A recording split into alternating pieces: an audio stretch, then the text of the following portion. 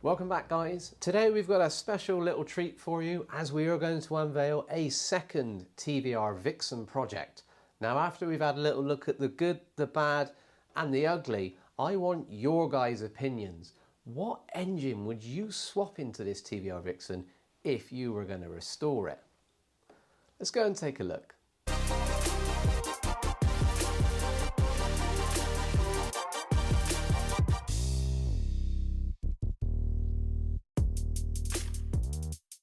What have we got? A cover and a tarp?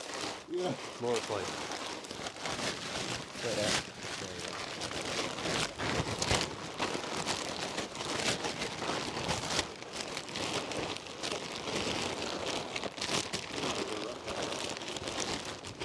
Had a hole in it.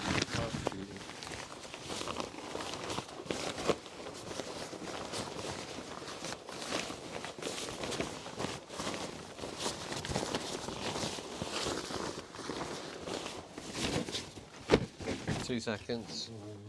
There you go. All clear? Really? Yeah.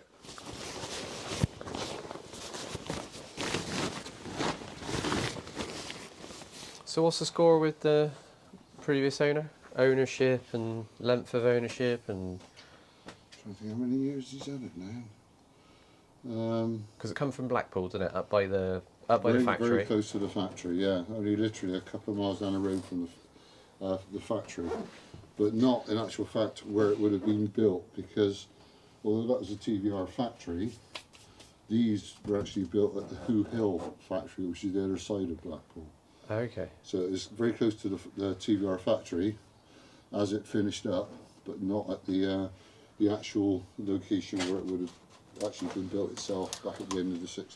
This is the original 1600 engine, Yeah. the Ford Capri engine, with a 4-speed Ford gearbox. Type 9.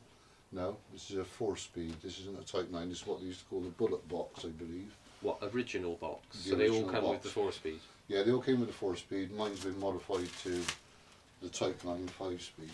What carb is that? It's a Weber. I can't remember.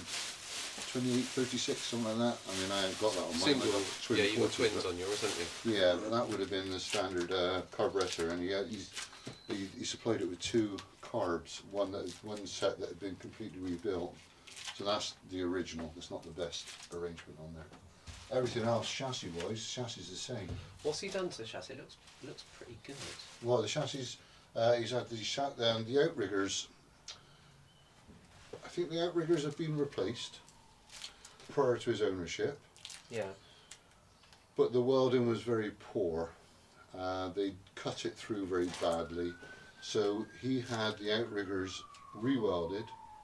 So he had them reset and re-welded, and new corner pieces that you bolt the body on through, welded into the corners. And then, having had the chassis blasted, he painted it in, I believe it's like hammerite by the looks of things. But the chassis is all sound under. He's rebuilt all the 4 corners. In under here. Yeah, so that's all been rebuilt with new bearings, etc. New calipers, new pads. The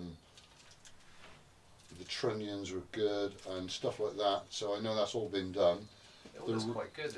Yeah. I'm assuming it's been pretty well stored as well. Yeah, we had No nice. surface rust on nuts. No, and yeah, like I say, all calipers, like you say, everything all looks. Yeah, pretty nice, lovely doesn't dry it? storage. Yeah, his garage was perfectly dry.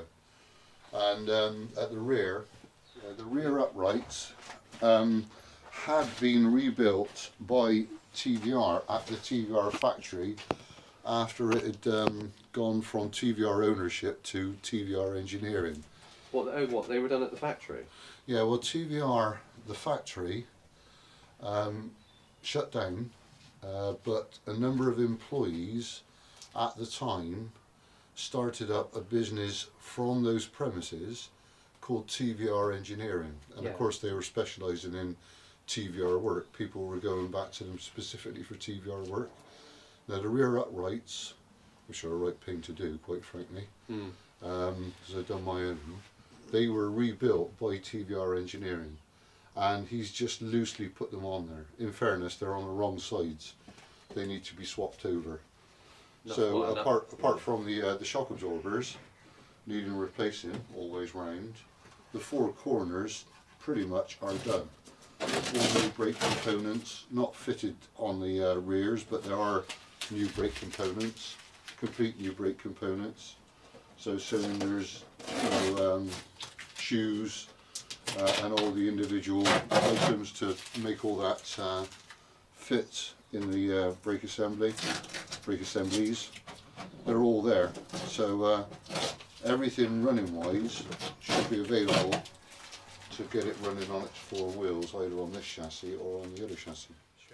Original colour would have been? Yeah, this is the original colour, and that is the correct original colour. This is original colour? Yes, yeah, that's the original colour. It's quite a nice one actually. Metallic? Yeah, it is a nice metallic blue. It's a lovely colour, isn't it? Have you seen it in daylight? It's a nice colour, personally. Yeah, it's one of those that you sort of stick with, you know what I mean? I just assumed it was aftermarket because it looked a little bit too That one is the modern. one of the original S2's S2 colours. So if you want to stick with the original colour, it's a good one. Do you know what I mean?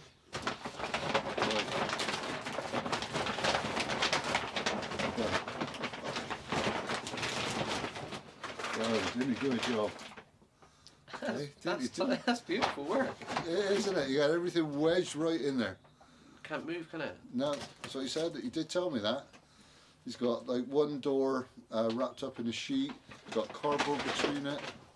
He did a real cracking job. Honestly, I think he did. I think that says a lot for what has been done by him previously. Yeah, oh yeah. I mean, at this point, he's sold the car. It's going. Yeah. And he's still put a lot of time, effort. I mean, like wrapping up an engine, shuttering off all these holes. Yeah. Fair play to him, nice guy. Yeah.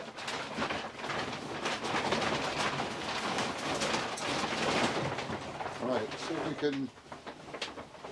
We'll fold that up afterwards. Obviously, this one hasn't got the access panel in that yours has got. No. The rear. No, it's not. It's not supposed to have it in there. In fairness, it's been cut out on mine. It makes sense from a diff point of view. Yeah, but then having said that, see on the originals that have got either a Triumph Spitfire or a Triumph Herald differential, like mine originally did, and in that original chassis it's still in place. The diff's so small you can pull it out through the wheel arch. That's the exhaust running through there, I would have said. I'd love to know if that is factory. Yeah, I think you'll find it was. So from factory they cut it, bent it, and then MIG welded it up? Yeah. Because you're never going to see it, it's under the car. Well, that probably ain't MIG welded, but that's gas welded out from the early 70s. Or someone clever with a small stick to do stick welding on it. There's the tank. Tank's just laid in there loose. It's obviously been out. Remind me about. We've obviously got a rear screen that you've got. That you picked up the other time when you saw him at the NEC and all the other bits. So it's a complete car. Yeah. What goes in here to stop you seeing fuel tank and bare fiberglass? I can't remember. Like a board, just a piece of plywood that sits across there, sits onto there. Okay. And I can't recall how it secures at the back, if I'm totally honest. If it does, I think it might sit on top of the tank and rest on there. And what about this bit? That's just like carpet. And then there always was, I can't see any fixing for it, but there would have been a fixing here to secure the spare wheel, which sits here behind the driver. And to get the spare wheel out, not like that. No, the spare wheel's got to come out over the top of the driver's seat out through the door. Did the original seats recline? No, I don't think so they you did. just slid it forward and then hoped that you could get that? Ruin your headlining. Yeah, pretty much. Yeah. So there we have it. All in all, massive potential. That was the first time I've ever seen the car, and Dad only saw it when he viewed it back before Christmas. I think it's got strong potential, I really do. Now, moving forward, let's get our creative juices flowing, engine swap options. Jump into the comments sections, let me know. Do you think it should be built standard and anything apart from standard is sacrilege, or should you go wild and crazy and off the wall? If it was me, I have two options. The first being a 4AGE out of a Mark 1 MR2 with an adapter plate and then a 5 or 6 speed RX8 gearbox. And then if you wanted to spice up the 4AGE, maybe a 7AGE or a 9AGE. And from the reading I've done online, if you take other Toyota bits, you can build a better 4AGE that's going to be faster. I think it would be turnkey reliable with the ECU and the injectors, a little bit more modern. It would rev well, it would sound really cool. I think that'd be amazing. My second option would be the engine and gearbox out of a Mazda RX-8. Obviously we'd go 6-port 231. Can you take the dials and the key and the ECU and just plug and play out of an RX-8? Bespoke mounts, put it in there. Small compact unit, linear power delivery, 231 horsepower, no torque at all. But you don't need torque because it's really light, it'll be fine. That's what I would personally do. And then if you wanted to transform the kind of rotary vibe and go even crazier, you could take the Renesys engine 6-port and you could build a hybrid Renesys with RX-7 FC housings. So you get a peripheral exhaust, 6 inlet ports, 6 exhaust ports. Then you could port it, we could go brap, brap, brap. We could do everything we want to it. Right, it's got a lot of potential. Or you could just leave it standard, because if you modify that TVR, you're crazy.